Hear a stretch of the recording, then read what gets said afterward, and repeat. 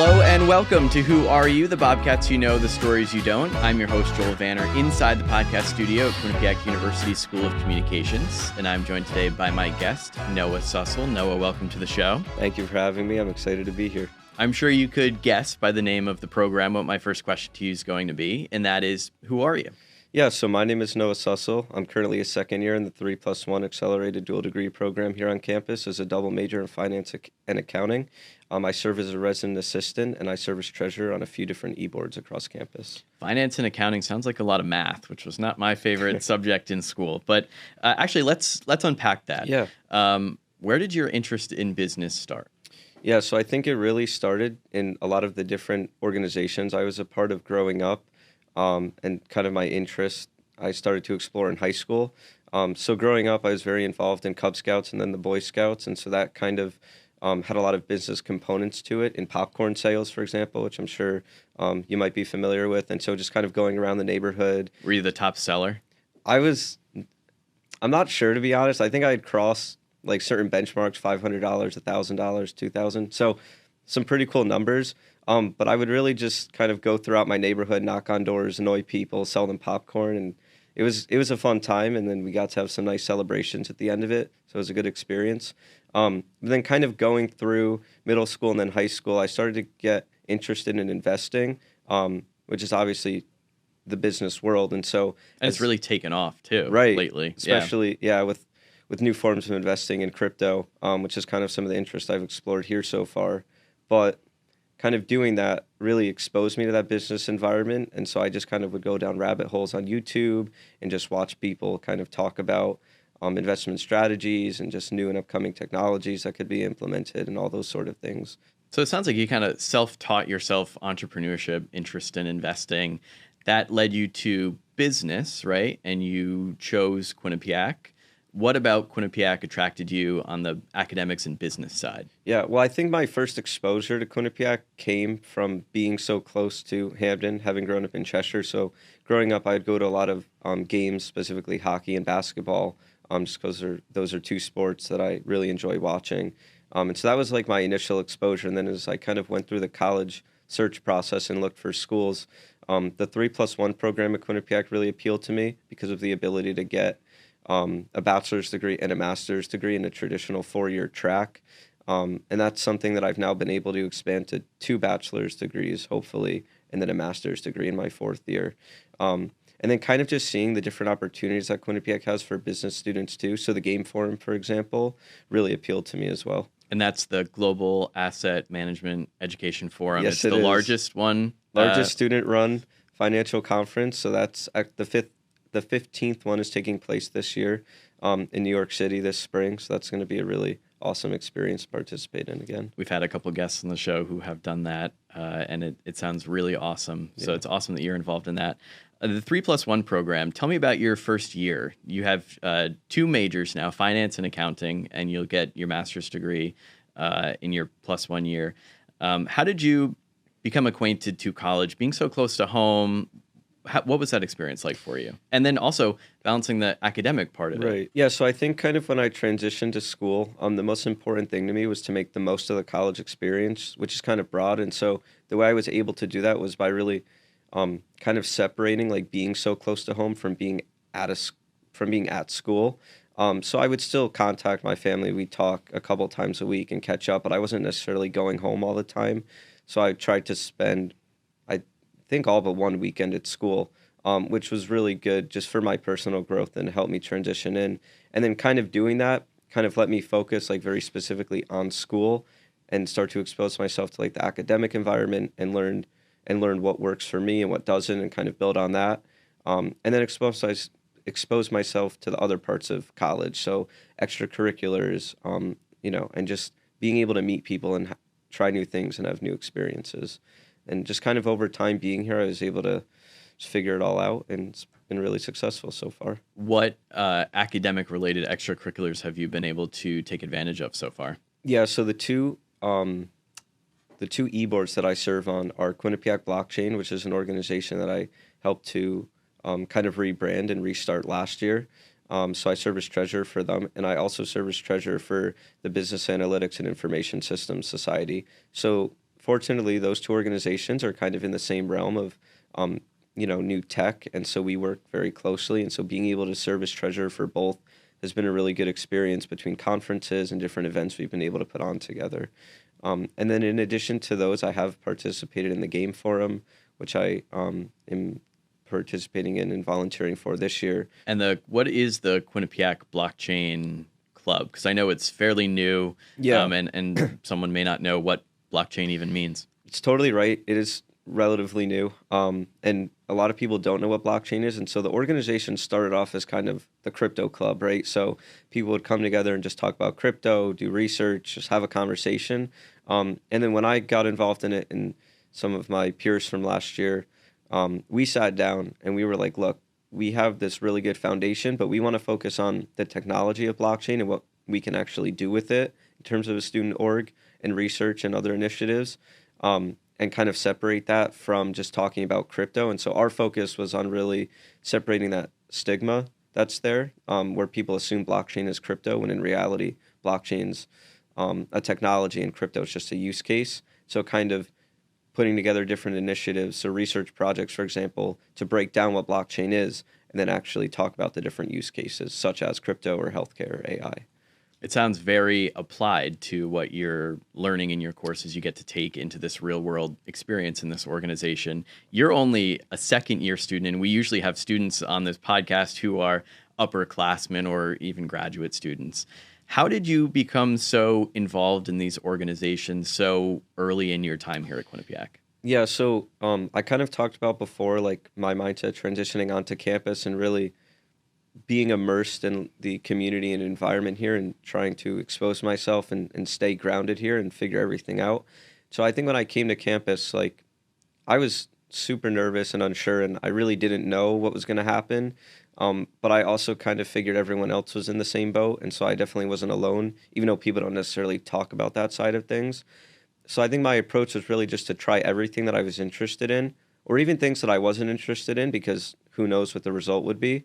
And so I heard about the blockchain organization, and I showed up to a meeting, and I was kind of sitting there and I was a little unsure. And then some master's degree students and upperclassmen and just a number of students just from different backgrounds came in, and I heard everybody talk, and I was like, wow, like there's some super cool people here. These are really great perspectives. Kind of want to see where this takes me. And you didn't need to be a certain year to even join the club. They just kind of welcomed you right in. Yeah, so traditionally on-campus student orgs are undergrad focused, but we did have graduate mentors involved, and some of those people have become really great friends of mine that I'm in touch with now, and so it was really great exposure and experience. And you had experience in another mentor program too. You lived in the Grove, right? Correct. Which is one of our newest residence halls on campus. What was your experience like living in the Grove as a 3+1 student? Yeah, so coming into Quinnipiac, I was excited to live in the Grove. Obviously it's a new dorm until you get, a nice room and a nice bathroom and all these like amenities. Air conditioning, right, the rest of it. Right. But what was cool about the Grove to me too is the research project component of it. And I think that really appealed to me because of the opportunity it gave me to be a part of something on campus and to meet new people through kind of a more structured path than like most first year experiences. So I think that was what really appealed to me, was that ability to kind of set myself up for success before I even got to school. So living in the Grove, the first person I met was my RA, who's been a really great friend and mentor of mine since, and has been super helpful in my transition to becoming an RA. And then I met our RHD, who's been a really, really great resource and mentor as well. And so the whole community in the Grove has just been amazing. And I was fortunate enough to kind of meet all my current friends there. So when I first came to the Grove, I knew I had this project and I knew I'd have exposure to new people and new experiences, but I still knew like I wanted to branch out and try something new. And so for about the first week, I didn't have a roommate, so I would open my door, I'd play music on a speaker, and I'd just invite whoever I saw in and just bribe people with candy or food or whatever I had. Noah had an open house every day. Right. So that was super cool. And it kind of helped build community within like my hallway specifically, which helped me, I think, realize I wanted to be an RA, but also helped me to make the friends that I live with today and hang out with and have traveled with. And so the Grove was one of the best experiences I've ever had. Super fortunate that I Yeah, and now you mentioned as a resident assistant in RA, you get to do that for your Right. residents right now. You mentioned you work with an RHD, which is a residence hall director. What's the teamwork that happens between an RA and an RHD here? Yeah, so essentially within Res Life, the breakdown is you have kind of the directors and then you have your pro staff. The pro staff are on campus and oversee the RHDs, and then the RHDs are kind of present in each section of dorms. And then the RHDs oversee the RAs, so they each have a staff. And our relationship with them, it is a work environment, so you do have to be aware of that with professionalism and those other characteristics of a work environment. But it's also a very mentorship focused environment too. And so it's really like going through training together, which is 2 weeks of some pretty intensive training where you're dealing with heavy topics and learning new people and moving in and trying new things. So there's a lot going on. And so kind of working through that together, and then transitioning into the school year where they're here to support us as RAs, figure out what we need to do and figure out our lives and do our jobs and be supportive of our residents. And then also like I make an effort too to like check in with my RHD. So we have biweekly check-ins, and when he's like, "No, what's going on?" and we talk about it, I'll come back to him and ask what's going on with him. And there's really a good dialogue, and it is definitely a mentor, I think, based relationship, which has been super positive, really good experience. In addition to the involvements and academic experiences you've had a couple class trips that you've taken as part of your studies. What trips have you taken so far? Yeah, so the first trip I did was based on a class that studied the Holocaust in film with Professor Callahan. And so Professor Callahan and then Peter Gallay and then our group of students from class traveled to Germany, Poland, and the Czech Republic to kind of have an immersive experience based on that class. And that was my second time abroad, but my first kind of major, more long-term. It was a 2-week-long trip. And it was with people that I had just met and didn't really know super well. And so that was a really great experience because of all those new factors going on. It really helped to kind of propel me into like being in a new environment with those new people. It helped me to expose myself to new things. So that was kind of how I got involved in it, but it was a super, super rewarding experience. And that was a part of a class that you took. What did you learn academically and socially from that experience here and then going internationally with that group of students and just having that experience where you went? Yeah, so as I kind of mentioned, the class was focused on the Holocaust in film.